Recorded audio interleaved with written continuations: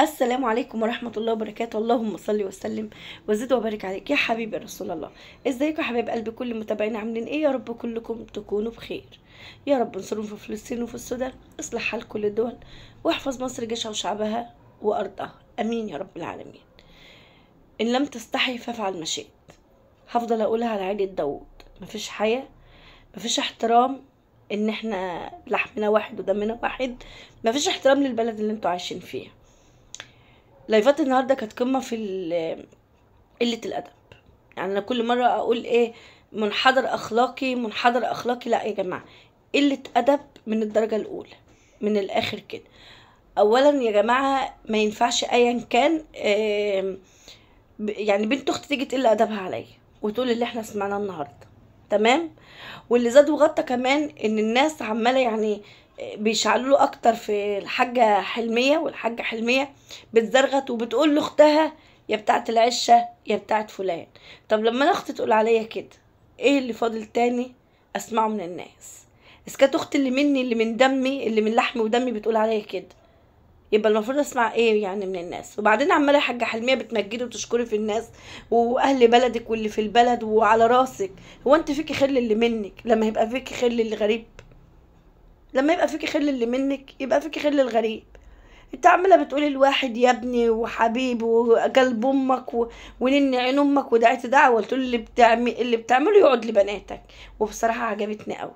اللهم امين يا حاجه حلميه. لما ده اللي سب اختك، سواء كانت ان كانت زاهيه، سب رانيا، غلط على اخوكي، بهدلكوا كلكم، وبتقولي ان ده ابني. ده انت مالكيش خير في اللي منك، هيبقى ليكي خير في ابنك؟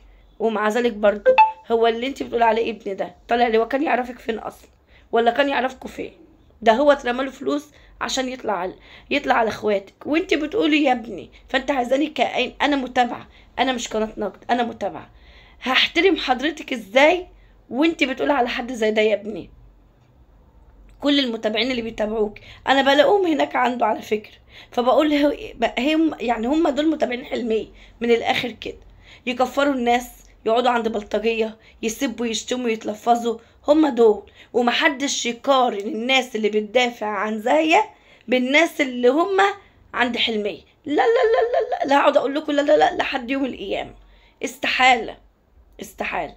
اللي احنا شايفينه ده قمة في المهزلة وقلة الأدب. مش هنقول بقى انحدار أخلاقي، ده قلة أدب من الدرجة الأولى. مصريين وبسم الله ما شاء الله مفضوحين بسببكم. الواحد يا جماعة لما بيحب يعمل فيديو بيحب يتفرج على الكومنتات عشان نشوف رأي المتابع ايه اللي بيدور في دماغه، بيكتب ايه. انا واحدة من الناس بعشق ان انا اشوف الكومنتات ايه. كل الناس عمالين تقول اقطعوا النت عن مصر، اقفلوا النت عن مصر. الناس دي فضحوكوا، الناس دول سووا سمعتكوا. الناس دي، هو في عيلة بتقعد تتعارك مع بعضها اكتر من 4 سنين؟ اكتر من 4 سنين. طيب الناس اللي بتقول لي حلمية ده ثبت بنتك، على فكرة انتوا اللي ثبتوه وانتوا اللي كبرتوا الصغيرة. ومع ذلك هنقول ان زاهية ثبت بنت اختها. هنمشي معاكم وهنجريكم للاخر. حطوا سب نرمين قصد خالتها شريهان لما نرمين سبتها. ها، هي مش شريهان دي كانت صاحبة وحبيبة نرمين؟ يعني معناتها ان نرمين ما عندهاش عزيز ولا غالي. ده كانت صاحبتها اللي هي خالتها شريهان ومن سنها وقدها، وعملت ايميل باسم جوهرة الماسة وبهدلت خالتها شريهان وقالت عليا بتاعت كذا ويا بتاعت كذا ويا بتاعت كذا. وبعدين خالتك زاهية قالت لك كلمة حلوة برضه، قالت لك الصندوق الاسود بتاعك معاها يا نرمين، فما تنكيش تقيدي ايه نار وتولعي من الحطب وتعملي وتدوسي على الوجيعه بتاعت خالتك زاهيه، عشان ساعتها خالتك زاهيه مش هتسكت لك. ما انا عايزه اقول لك على حاجه، ما انتش احسن منها. دلوقتي انت قلت دي مش خالتي، انا ما عنديش خالات، وانت برضو بالنسبه لها واحده كلبه غريبه ما تبقى لهاش حاجه. فلما تطلع تقل منك وتقول عليك اللي ما يتقال، محدش غلط زاهيه، لان نرمين ما احترمتش يعني خال. انت بتزرغتي على ايه يا حلمية؟ بتزرغتي على ايه؟ على قلة تربيتك في عيالك؟ ابنك بيقول لخالته انا هفضحك. ده انا كلمة يا جماعة قذرة تانية، يعني هو قال قذرة كتير. قال لها انت نسيتي نفسك لما كنت معفنة، انت كنت جايفة. زاهية كانت جايفة طروقة؟ زاهية اللي كانت جايفة؟ نسيتوا لما كنتوا لما كانت بتروح امك عندها؟ كانت بتبقى شكلها ايه وكانت عامله ازاي وكانت زاهيه اصلا شكلها ايه. على فكره يا جماعه زاهيه ربنا اداها كتير اليومين دول بصوا مش عايزه اقول لكم الله يسهل لها ويديها من وسع فضله كمان وكمان، عشان لنا ملايكه بتقول ولك بالمثل. لكن هي اصلا من ساعه ما طلعت على يوتيوب هي شكل بيتها ومطبخها وحياتها شبعانه. يبقى مين اللي جايف يا طيوقه؟ مين اللي جايف؟ انت ولا ولاد خالتك؟ طب ولاد خالتك ما بيطلعوش يشتموا في خالتهم ويهينوا في خالتهم زي ما انت ما عملت كده النهارده؟ يبقى مين فيكم اللي متربي ومين فيكم اللي مش متربي؟ معلش، ما انا ممكن يكون ابن قليل الادب، بس انا مش مخليه طالع للسوشيال ميديا والناس ما بتسمعش صوته اصلا ولا تعرف عنه حاجه. لكن انت اللي ظاهر دلوقتي وانت اللي بتشتم، فالناس هتدفع على مين؟ هتدفع على اللي طالع طبعا وظاهر، مش هتدفع على المستخبي. واكيد انتوا كلكم شفتوا بتقول لجوز خالتك الشتيمه ويا ابني 60 ويا ابني 80. طب انت عايزني احترمك ازاي؟ انت عايزني احترمك ازاي؟ وزعلان على اختك؟ طب ما زعلتش على خالتك اللي اختك باسم جوهرة الماس طلعتها انها كانت ماشيه مع راجل وسيبته مراته وعياله واتجوزته وخدته من عليهم؟ صح ولا انا غلطان؟ طب ما نحط دي قصاد دي، مادام محموقين قوي للشرف قوي وكل ما يجي يتصالحوا يبقوا كويسين مع بعض. لا، اوعي تنسي ده ثبت بنتك، اوعي تنسي ده جت على بنتك. ليه وانتوا احن على عيال حلميه من خالتهم؟ انتوا مين انتوا اصلا؟ انتوا كلكم بتجروا ورا الدعم. هاتولي حد كده من متابعين زاهيه بان عليه نعمه ويعني شفنا عليه حاجه زي متابعينك يا حلميه، القنوات قصدي اللي معاكي بنوا بيوت وما شاء الله ركبوا عربيات ودعم دعم دعم دعم بينزلوا. وانت كنت ايه اصلا يا حلميه؟ وانت كنت ايه؟ ابنك بيقول انتوا نسيتوا اصلكم. انت اللي نسيت اصلك، انت كنت ايه؟ انتوا كلكم نسيتوا اصلكم، كلكم نسيتوا اصلكم. واعتقد ان سمعت مره خالك هو بيقول لامك انت بتاعت العشه، ما كانش بيقول على خالتك. فده دلوقتي لبستها لمين؟ لخالتكم زاهيه. هي ما بقتش خالتكم خلاص بعد قله الادب اللي انا شفتها النهارده. بعد كده محدش يقول ثبت نرمين بنت اختها. خلاص الرؤوس اتساوت، الاتنين ما بقوش لبعض حاجه. دي بقى تطلع عين دي تطلع روح، دي ما عادش حد يقول ان دي في دم ولا في اخلاق ولا في احترام. ما عادش. باقي قوي على اهل بلدك وبشكر اهل بلدي على وقفتهم. ده انت ما شكرتش اللي منك، ده انت عامله مشاكل مع اللي منك كلهم يا حلميه بسبب عيالك وتربيتك فيهم. ده الواد بيشخط فيك الشخطه وبتتنطري من مكانك. ده بيقولك هتسكتي حد فينا يتكلم ولا اقفل؟ سكتي قلت له حاضر هسكت اهو. ده ايه؟ قولي لي كده.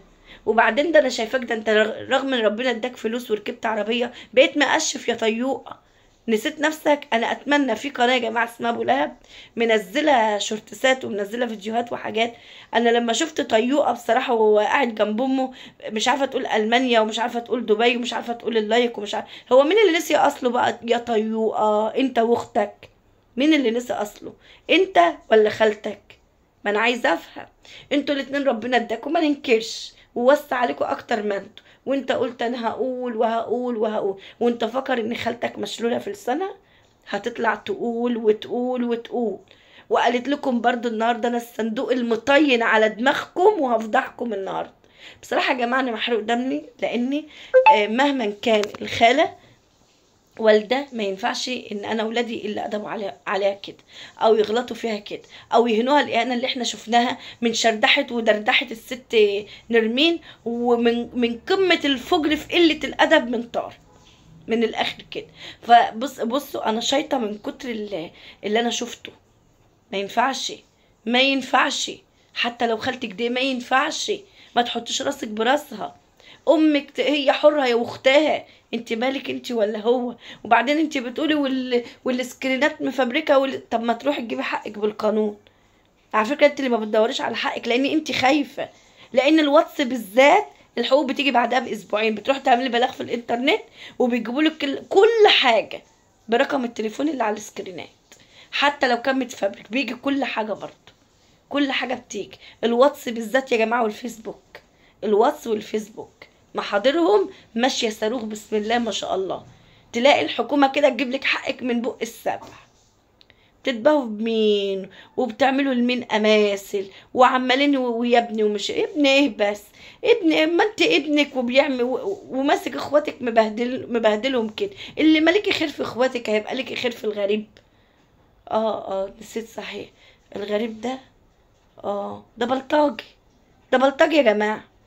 هو ده بيتاخد له على كلام؟ ده يتقال له ابني؟ ده مسجل خطر يا حاج. ده انت المفروض يا حاجه لما يبقى ماشي من طريق تمشي من طريق تاني عشان ما يعوزكيش. فانت لما تقول له يا ابني وانت ومعرفش ايه وايه وايه، عايزاني انا احترمك كمتابعه ازاي؟ بصراحه يعني اللي انت عملتيه بيعكس كل فيديوهاتك وكل حياتك ليا انا كمتابعه. ما هو لما ده احترمه كده على اخواتي اللي اقل منهم وبهدلهم، ده مسك اخوك الكبير بهدله. هو انتوا ايه؟ انتوا ولاد حرام. انتوا ولاد حرام. اكن انا اشوف حد بيعمل في اخويا، والنبي ده لو اخويا ده مقطع لي شعري بالنسير، اشوف حد بيعمل في اخويا كده اقعد اتفرج عليه وهو هين في اخويا كده واختي كده؟ وبعدين يعني ده مثل بيقول انا واخويا على ابن عمي وانا وابن عمي على الغريب. لكن ده انت لا خليته اخوه ولا ابن عم ولا دم ولا اصل ولا فصل. حسبي الله ونعم الوكيل فيكم كلكم. انتوا فضحتونا. وانا بقول من خلال الفيديو بتاعي ده انا بدعوكم للصلح دايما وبقول لكم دايما. بس فعلا كلامك يا مستر عاطف قسما بالله انا صدقت كل حرف دلوقتي، لان الراجل ده انا سالته قلت له يا مستر عاطف انت كنت رايح عشان تصلحهم، ما كملتش ليه؟ الراجل قال لي يا شيري قسما بالله اللي رفضت حلمية، لكن زاهية كانت مرحبة بايديها الاتنين. ليه بقى؟ لان زاهية مش مستنيه اللي هيجي لها الاجر ان انا خاصم اختي او اتصالح مع اختي، لان دعمتها بتديها حب واقفه معاها حب، مش واقفه معاها عشان هتطلع عليكم. لكن انت كل اللي عندك يا حلميه بيدوكي على سب اختك، وعمالين نازلين بالدعم المشبوه على سب اختك وخصامك مع اختك وقله ادبك انت وولادك على اختك. يا ريت الكلام يبقى واضح تبقوا فاهمين. مستر عاطف يا جماعه قسما بالله قال انا عملت كل المحاولات وهم رفضوا، والناس دي رفضت يا جماعه ان هي تصطلح، لكن زي كانت ماده ايديها الاتنين. يبقى مين اللي غلطان؟ مين اللي من فوقيه ومن تحتيه؟ وبعدين انتوا حاطين مرات ابن زاهيه ليه في كل حاجه، وكل شويه حاطين العيال ليه؟ يعني هو انتوا لكم شرف وهي ملهاش شرف؟ وانتوا عندكم ولايه وهما دول مش ولايه؟ اتقوا الله اللي تحبوه على نفسكم حبوه على الناس. انتوا اصلا كبرتوا كل حاجه. الواحد وقت زعل اول مشاكل زاهيه خالص مع اختها، حتى لو كانت قالت كلمه في وقت زعل، الناس لما بتحب تصلح بتعدي وبتمشي. والكذب في الصلح بين اتنين على فكرة حلال مش حرام، عشان هصلح بين اتنين بدل الموضوع ما تكبر زي ما احنا شفنا دلوقتي. لكن لا لا لا لا, لا. احنا نمشي ليه في المعروف وفي الخير؟ ده احنا نخليهم يقطعوا بعض عشان نفضل نعمل فيديوهات والدعم ينزل لنا، ونعمل لايفات ونمسح بكرامتهم الارض والدعم ينزل لنا، ونسب بقى ونشتم بقى ونقول عندنا ولاية. ازاي وانتوا عندكم ولاية وهم ولاد كلب؟ اتقوا يوم ترجعون فيه الى الله. انا مش عارفه انتوا رحتوا عند يعني عند الكعبه ازاي؟ انتوا رحتوا الارض الطاهره ازاي؟ انتوا معتمرين ازاي؟ ربنا ياخدكم اخذ عزيز مقتدر ونرتاح منكم كلكم، اللهم امين. يلا دمتم في رعايه الله، مع الف سلامه.